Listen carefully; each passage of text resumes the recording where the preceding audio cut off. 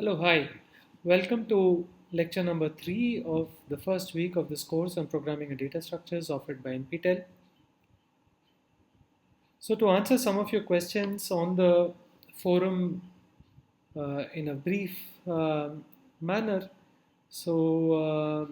many of you are very concerned about the activities and the weightage for the activities. The course is going to be designed in such a way that the activities are for you to assess how well you've learned the material, and some of these activities will also challenge you in the sense that they will involve you to meticulously perform a certain amount of work after understanding the question. For example, if you recall the insertion sort comparison question, many of you actually attempted to count the number of comparisons made by the algorithm insertion sort, whereas the question very clearly stated that you should count the total number of comparisons made by the function insertion sort. So these are the subtle things that you should make a note of when you perform these activities. At the end of this lecture, you will also notice that the first programming assignment would have been released, and the details of the deadline, submission deadline for this programming assignment will also be made available to you at the course webpage itself. The other class of questions have to do with pointers uniformly. Many of you have questions about the connection between pointers and arrays, and why in scanf ampersand is there and ampersand is not there. The best way to sort these questions is to simply write a small program. Right? Here is a small recommendation for such a program. Define an array and read elements into the array using scanf. Right? Now what you try and do is make the mistakes, compile, run, and see what kind of error messages you get and what kind of warning messages you get during compilation. This is the best way to actually understand, of course, along with a standard textbook that will help you, which will standard textbook which will guide you through your efforts, right? So understand that universally when you read something using scanf, the format specifier tells you what data type is going to be read from the input. Now the question is, where should you store the value that has been read, right? And that information is given as a second argument to scanf. The first argument is a format specifier. The second argument tells you where to store that value. Now, if you think of it this way, understand that it's an address. Okay? And then if you think of the name of an array is actually a pointer, then it already is an address and therefore you don't need an ampersand. So work these details out and things would become clear. The best way is to actually write a small piece of code rather than post on the forum and try to elicit answers. I hope most of you, when you post on the forum, you've already tried to experiment with a small piece of code before you post on the forum. And today's lecture, we move one more step towards studying data structures. We study the concept of recursion. And recursion is extremely important because many methods that you write down when you design a data structure, recall designing a data structure is to define an appropriate data type and talk about how, or write functions which will tell you how this data structure is going to grow and shrink. Many of these functions are best specified as recursive functions. Therefore, a certain level or a significant level of familiarity with recursion is extremely important. And in today's lecture, we will look at simple recursively specified functions. Then we will see a program in which the function definition is recursive, and we will see how it works. So today's lecture is likely to be relatively shorter than the previous lectures. Okay, so now let's go to the slides for today's lecture.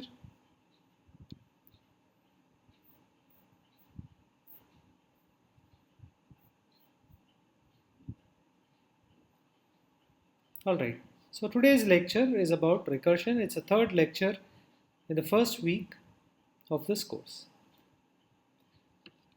So let us just quickly get past the definition of a recursive function.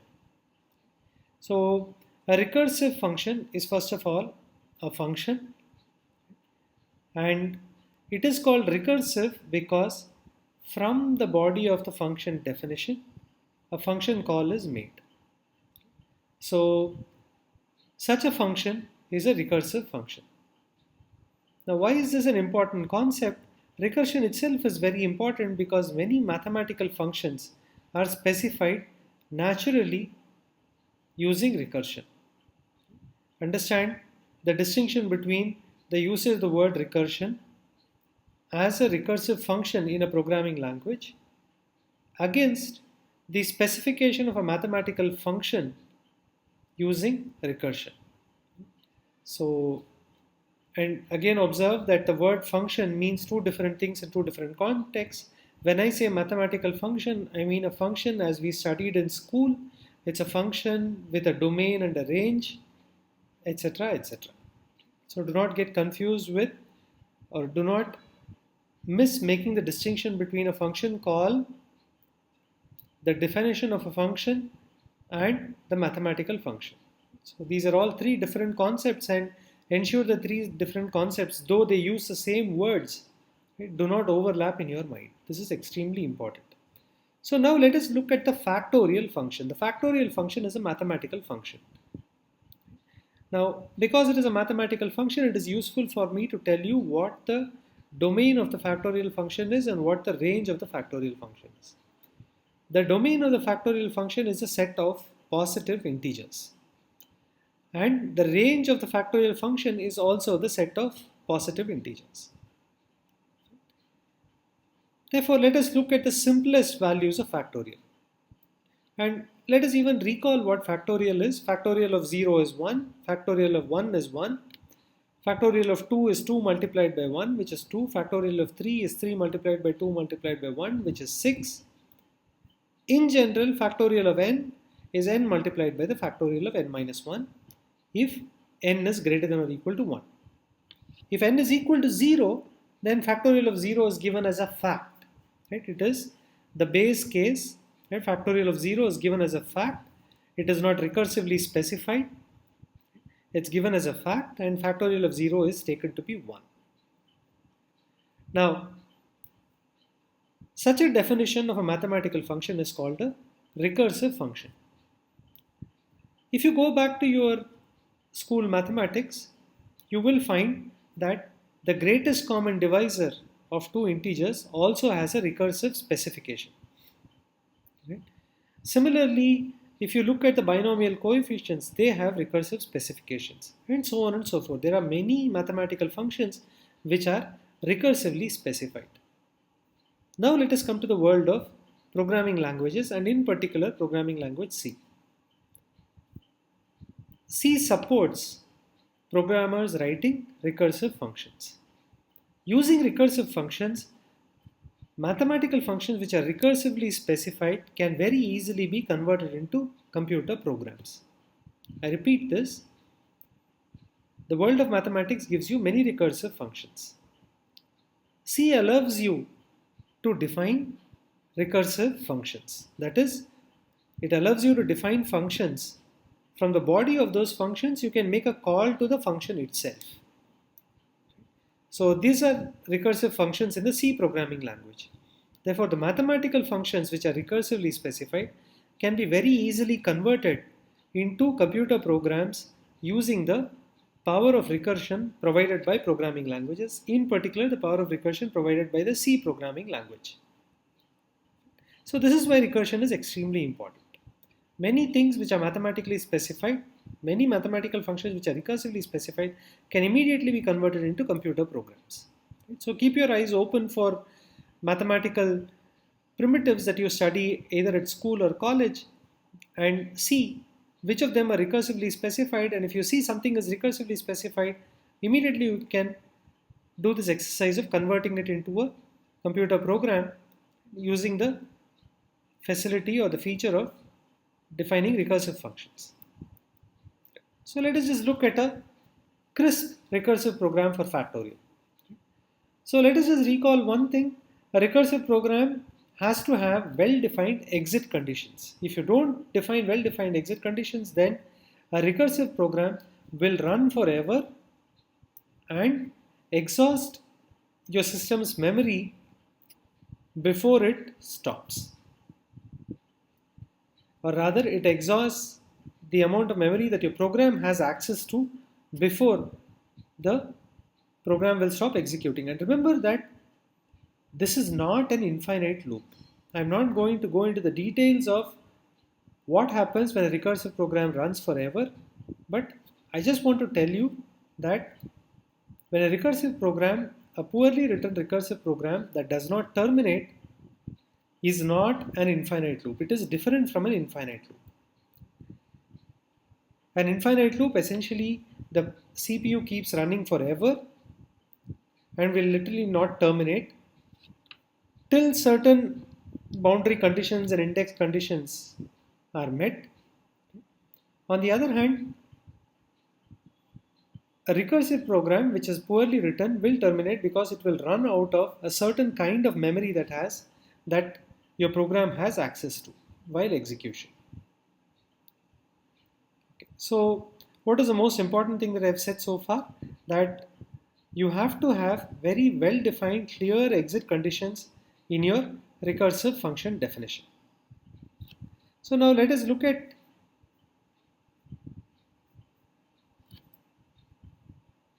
this recursive function definition. A parenthesis is missing. There's a small error here, but it doesn't matter. Let us just look at the definition of the function called fact.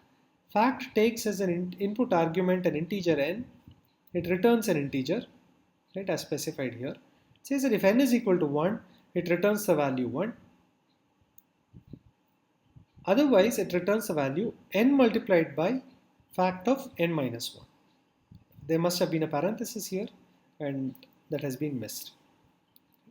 This basically encodes the mathematical definition of the factorial function, saying the fact of n is n multiplied by fact of n minus 1.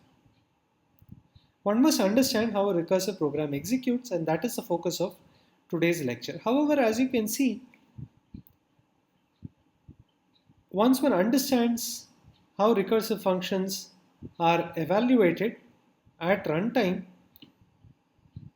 a recursive program is often simpler to understand. But it's very important, you must get used to the concept of how recursive functions are evaluated at runtime.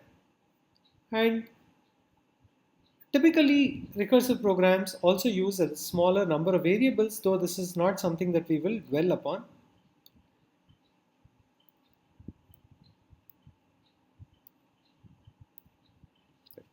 There is another kind of recursion which we call tree recursion. It doesn't matter why it is called tree recursion. It is a concept that you will become clear with as we go through this course. When a recursive call is made more than once inside the function, then one potentially gets a special kind of recursion that is best represented using a nonlinear data structure. I repeat this, certain mathematical functions are specified recursively using the values of the same function on more than one smaller value. I repeat, certain mathematical functions are specified recursively using the values of the function on more than one smaller value, as opposed to factorial. Factorial just depends upon n, the factorial of n minus 1. Factorial of n depends upon n multiplied by factorial of n minus 1. So factorial of n really depends upon factorial of n minus 1. On the other hand, let us look at the Fibonacci numbers, which are specified by the following recurrence equation. This is a mathematical function. I'm sure all of you are familiar with the Fibonacci sequence. The numbers in the sequence are called Fibonacci numbers, or Fibonacci numbers. And if n is 0 or 1,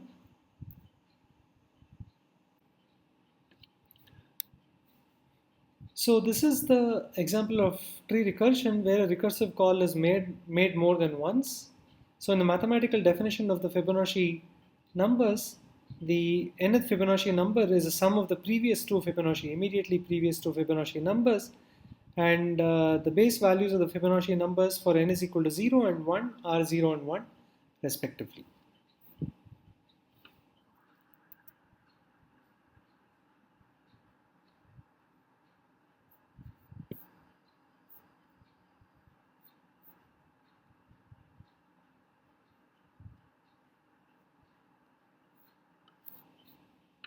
All right, so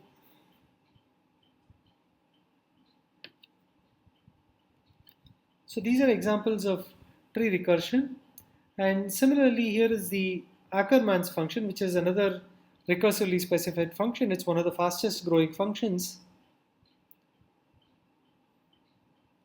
I'll encourage you to actually plot the values of these functions using an Excel spreadsheet. You can actually do this manually for different values of m and n to get an understanding of how fast the Ackermann function actually grows. So this is a small repeat of the Fibonacci function specification in the C programming language. Again, the flower brackets are missing. It says observe that there are two ifs, right, which very clearly specify the return conditions. If the argument n is equal to 0, then you return a value 0, and if it is equal to 1, then you return a value 1. Otherwise, you return the sum of the Fibonacci number n minus 1 plus Fibonacci number n minus 2, which is now recursively calculated. And just after this, the parenthesis should have been there. Let's visualize this as a tree-like structure, and let us look at the fifth Fibonacci number. The fifth Fibonacci number is the sum of the previous two Fibonacci numbers. It's a fourth Fibonacci number and the third Fibonacci number, which in turn is the sum of the third Fibonacci number and the second Fibonacci number. And the third Fibonacci number is the sum of the second Fibonacci number and the first Fibonacci number. And the third Fibonacci number again here is the sum of the second and the first. The second Fibonacci number is the sum of the first Fibonacci number and the zeroth Fibonacci number, and so on. So as you can see, there is this very nice full binary tree structure. So by full binary tree, I mean that for every node, there are exactly 2 children except for the leaves which have 0 children. So for example, this node has exactly 2 children, and this node has no children at all. It is a leaf node. And observe that at these leaf nodes, you get the base value. That is Fibonacci number. The 0th Fibonacci number has a value 0. The first Fibonacci number has a value 1. And these two values are added, and this is the value of the parent Fibonacci number, which is the second Fibonacci number, and so on. You can see that the fifth Fibonacci number has the value 5. So therefore, observe that the evaluation of the Fibonacci number recursively is same as evaluating a tree-like structure where the leaf nodes has some values, and these values are propagated upwards towards a root of this tree. And this is an example of a function which is evaluated by visualizing it as a tree. And this is what I mean by saying that certain mathematical functions are viewed in the world of tree recursion. Now let's come to the programming exercise of the day, and it is a very famous puzzle, and there are two things here. In the rest of the lecture, I'm going to try and show you how to think recursively and how to also program recursively, or how to program recursive functions. So let us just study the towers of Hanoi puzzle, right, for a short time. So in this puzzle, there are three vertical rods. I call these rods A, B, and C. And there are a certain number of discs. Each of these discs has a different radius from the other discs, and each of these discs can slide into any of the rods.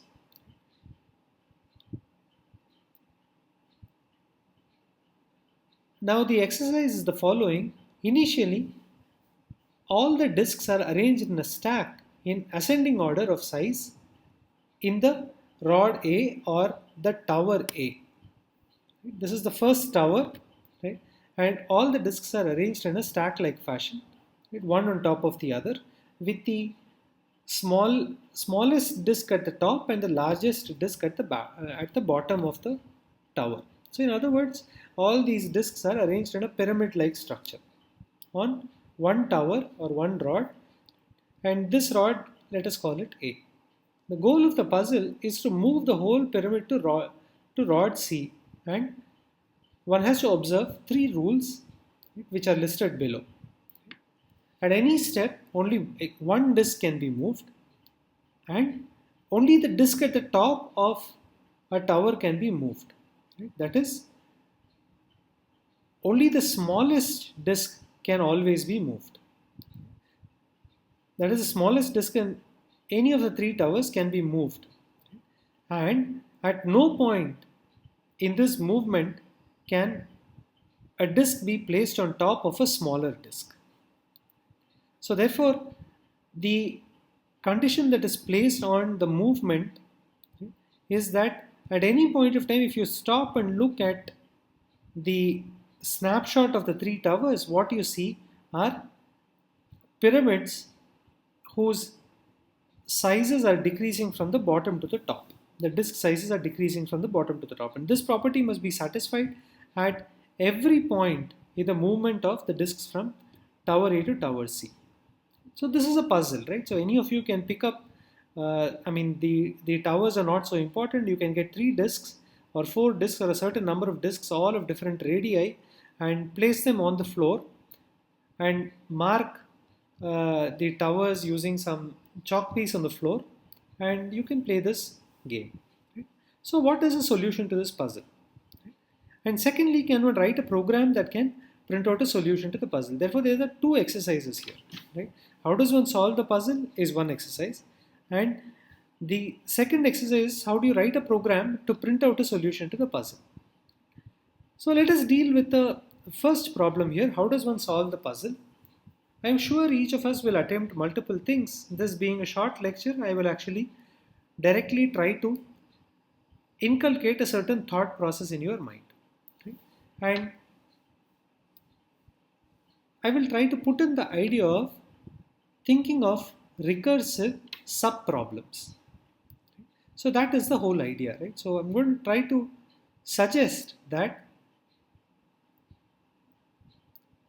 you take the problem and see if you can solve the problem, if you know how to solve smaller sized problems. That is, let us assume that you want to solve the case of the problem when you have 3 disks in tower A. Now if you know how to move 2 disks, then can you solve the case of the problem when you have 3 disks? So this is the idea of recursive thinking. Right? So I repeat this again. You want to solve a problem of a certain size. You ask, can I solve the problem if I know how to solve instances of the problem of smaller size? So let us start off with the simplest case. Let us assume that you have only one disk. The disk is in tower A and you want to move it into tower C. Okay? It's very simple. Right? So I'm going to motivate you to think about a function called recursive solve. The first argument for recursive solve is a number of disks which are in the first tower. The tower is A, B is the intermediate tower, and C is the destination tower. I repeat. So in this recursive thinking thought process, I'm going to tell you to think about a recursive function called recursive solve. The first argument to this function is the total number of disks that you have. The second argument is the tower that contains these disks, that is in this case the tower A.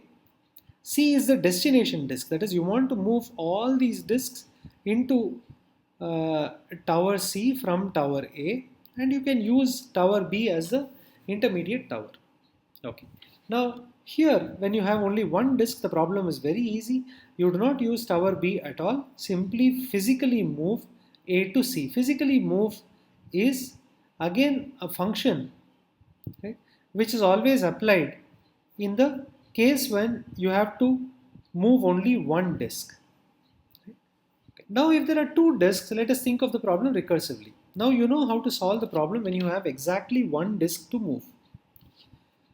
Now we have to solve the problem when you have two disks in tower A and you want to move it into tower C, and you are free to use intermediate tower B. How does one think of it?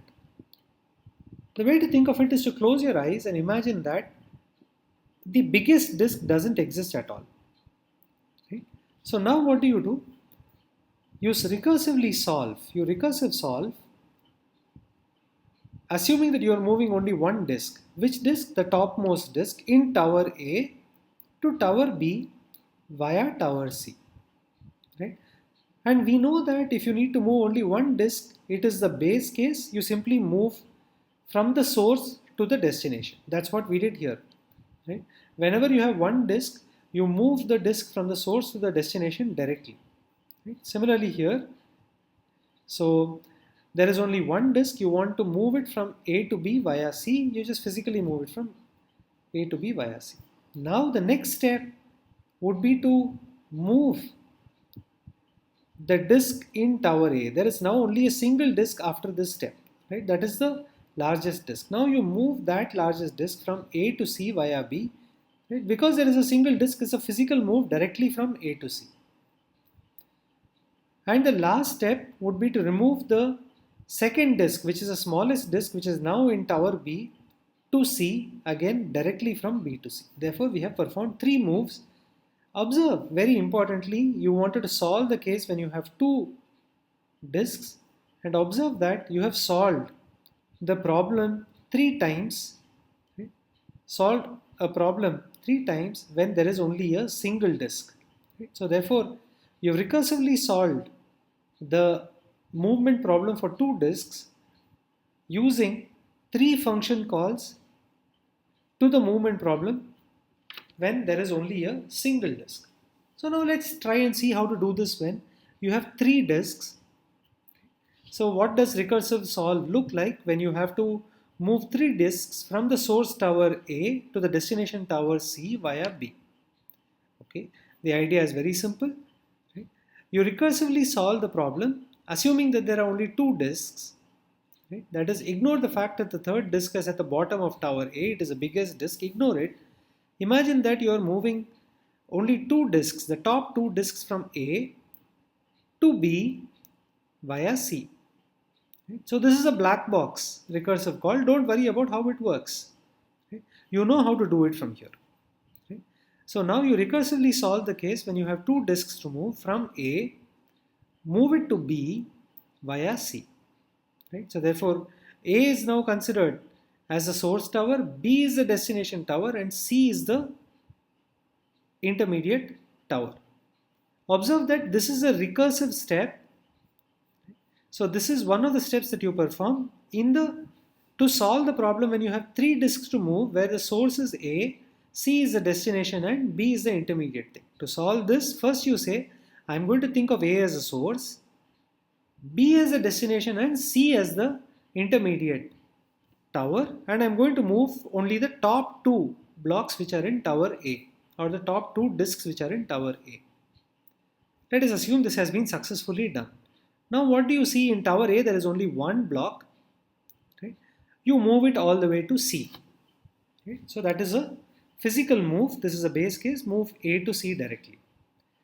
Now you have your two blocks in B, you want to move them to C, and you move them via A. So your source now becomes B, your destination becomes C, which is the final destination in any case, and you move it via A, right? And you solve the sub problem of the in by considering the case where there are only two blocks. Right? As you can see, recursive solve on two blocks takes three moves. That's what we have seen here. Recursive solve, when you have only one block or one disk, takes only one move, and then a recursive solve on two blocks or two disks takes another three moves, a total of 7 moves. Right? So that is 2 power 3 minus 1. So we just generalize this to 4 moves and 4 disks and n moves. So if there are 4 disks, recursive solve wants to solve 4 disks from A to C via B. I hope this is clear now. Okay, first step, do recursive solve for the top 3 disks from A to B, the intermediate block, intermediate tower via C. This will take 7 moves. That's what we studied in the previous slide. Then you move the bottommost disk, which is now in tower A. It is completely exposed because everything has been moved to tower B, and you move it to C. That's a physical move, and that is described as a recursive function call. Right? Of course, B doesn't get used here. Right? Okay. And then you now make B as your source. Right? So the remaining 3 disks are now in B. Right? You move them to C via A, which is now empty. Right? And that takes another 7 moves. And I'm sure you can very easily generalize this to the case when you want to move n disks from A to C, right, via B.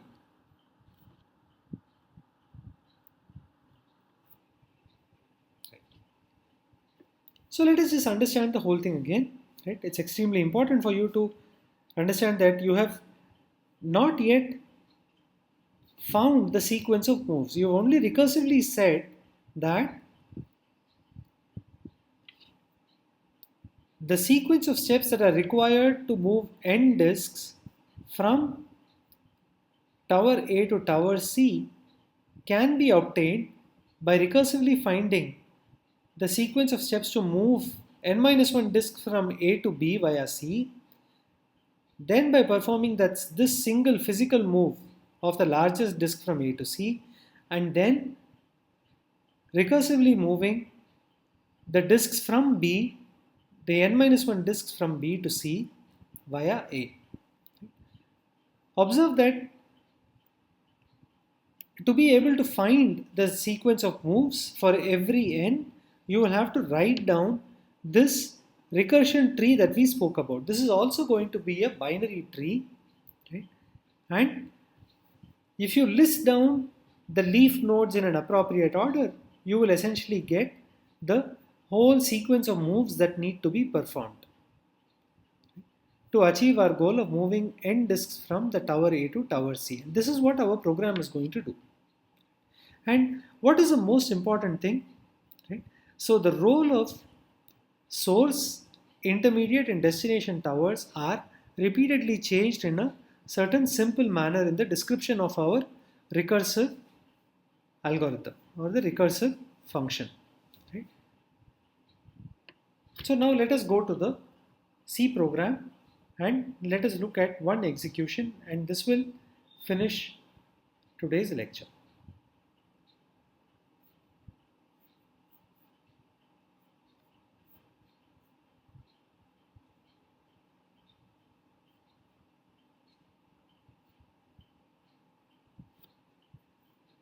Alright, as you can see, I have already tried running this program a couple of times.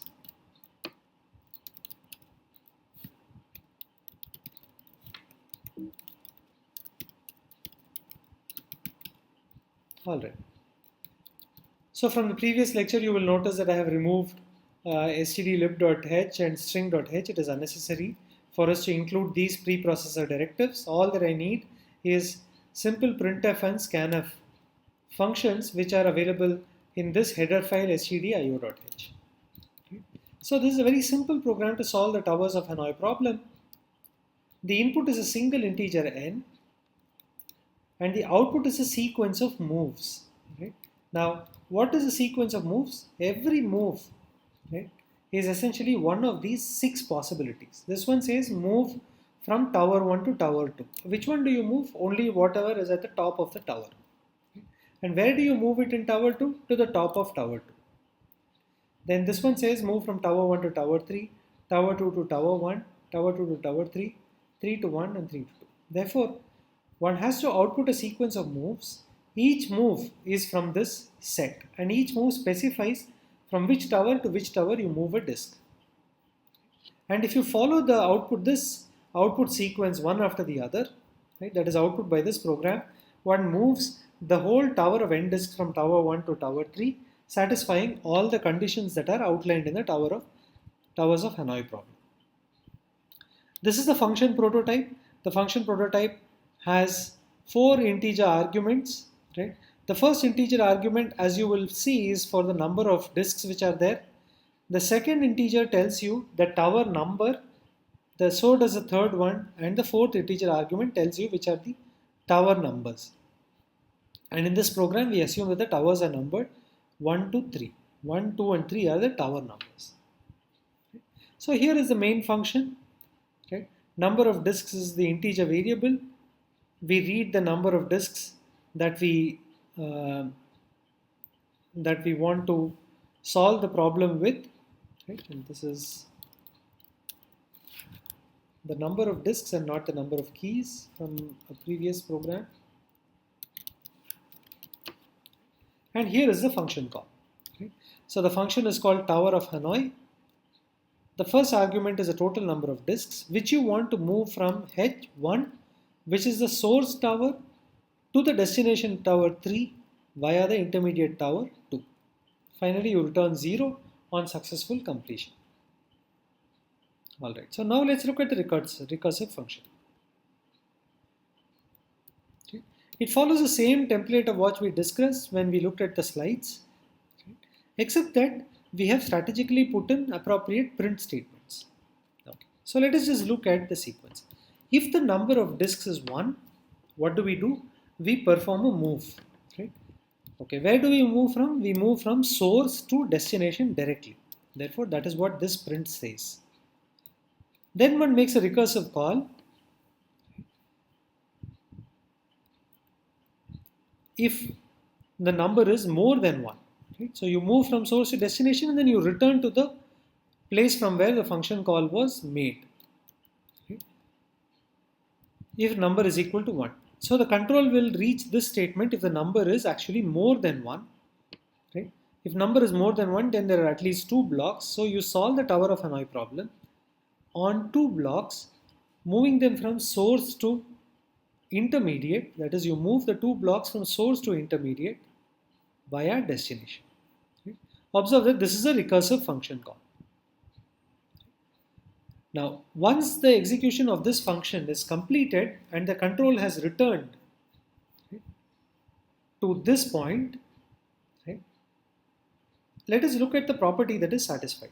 The top n-1 disks have now been moved from source to intermediate, and the source has only the largest disk and the destination is empty.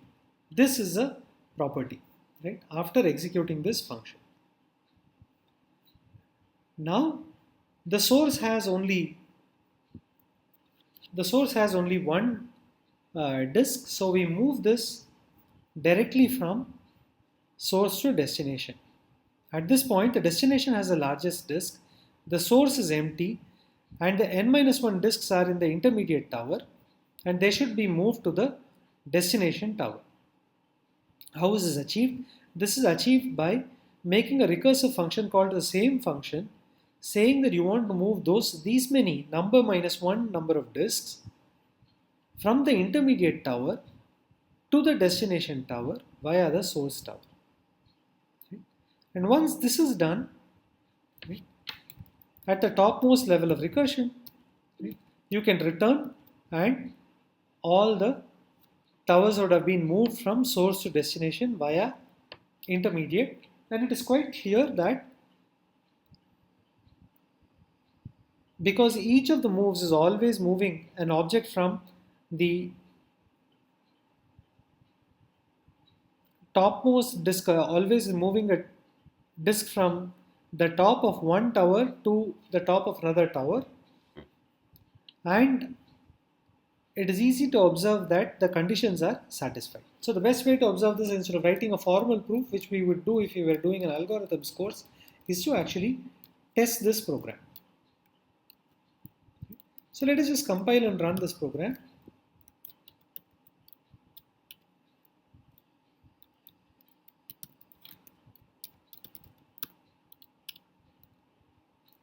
So this expects an integer, and let us assume that I give only one disk. Then it says move 1 to 3 directly, which is fine. Now let's say there are two disks, and before I hit return, let us just verbalize the plan. Let us just state the plan. So the idea would be that there are two disks in tower 1 and they all need to be moved to tower 3. So the idea would be to move the topmost disk to the second tower, then move the bottommost disk to the third tower, and then move the single disk, which is the smallest one, which is now in the second tower, to the third tower. That is, the plan would be 1 to 2, 1 to 3, and then 2 to 3. Let us check if this is right. Right, 1 to 2, 1 to 3, and 2 to 3. I'd encourage you to use a notebook and check whether this is right. So let's run the program for 3 and then stop.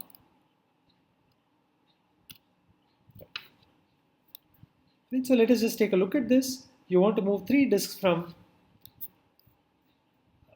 the first tower to the third tower.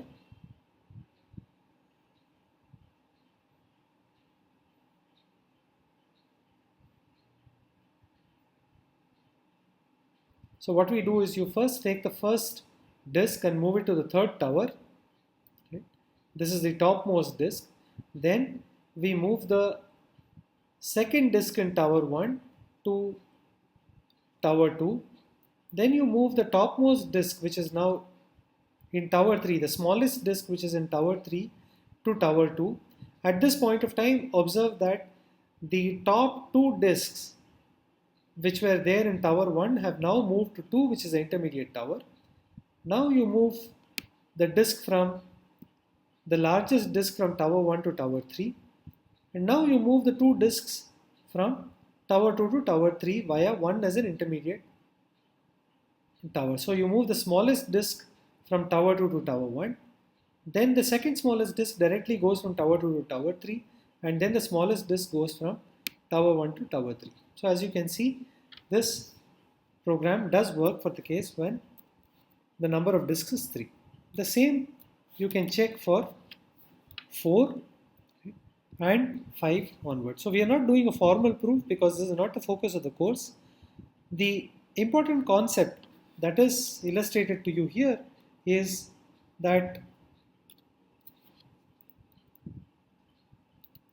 a fairly sophisticated plan, indeed a plan which has almost 2 power n, where n is a total number of disks, actually there are 2 power n minus 1 moves, is very succinctly, in a very crisp fashion, is specified using a very small recursive function. So observe that this is the whole recursive function. What does this recursive function encode? The recursive function basically encodes the fact that to solve the problem on n disks, somehow move the top n minus 1 disks into the intermediate tower, or rather recursively move the top n minus 1 disks into the intermediate tower by using the destination tower as the intermediate tower, okay? And then move the largest disk which is now available at the top of the source tower to the third tower, which is our destination tower, and then move from the intermediate tower, which is our second tower, to the third tower, again recursively via the tower 1. So this is exactly specified. These are the recursive function calls to move from source to the second tower via the destination tower. And the third one says move whatever has been accumulated in the intermediate tower to the destination tower via the source tower. And these are the well-defined exit criteria for the recursion. Otherwise, the recursion will not terminate. So this more or less finishes the presentation for today.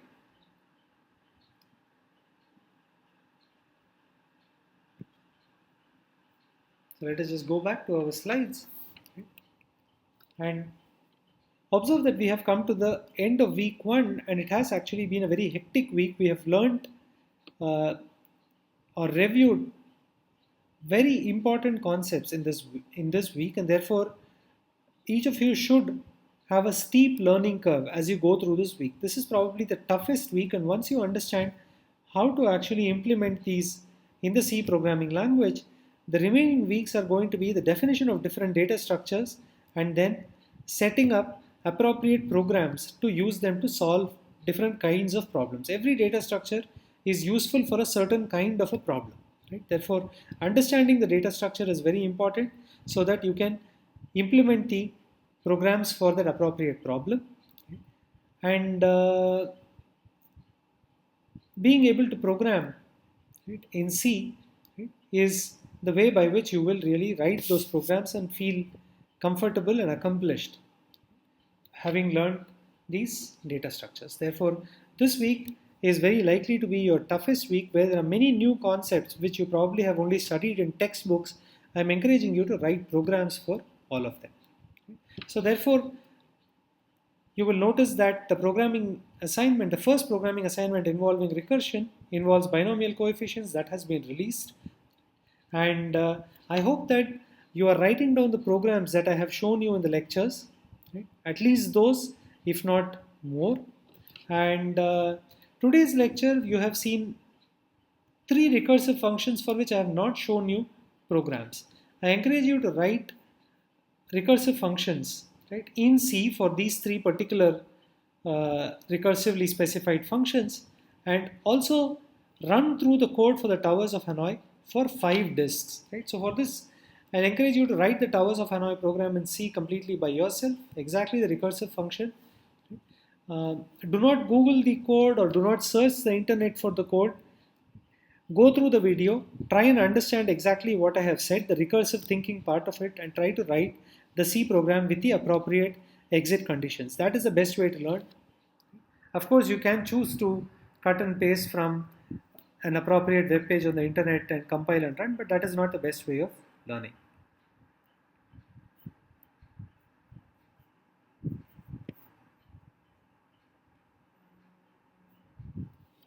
Okay, so thank you very much. That brings us to the end of first week. It has been an eventful week for all of us, and it is also a time when we are understanding all the challenges with uploading the videos and getting the assignments ready on time and so on and so forth.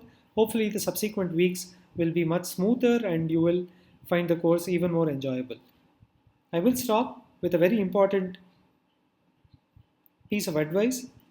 There is no better way to learn programming than to write programs. So please do not watch this video as you watch a movie or a TV program, right, and go back and read a textbook.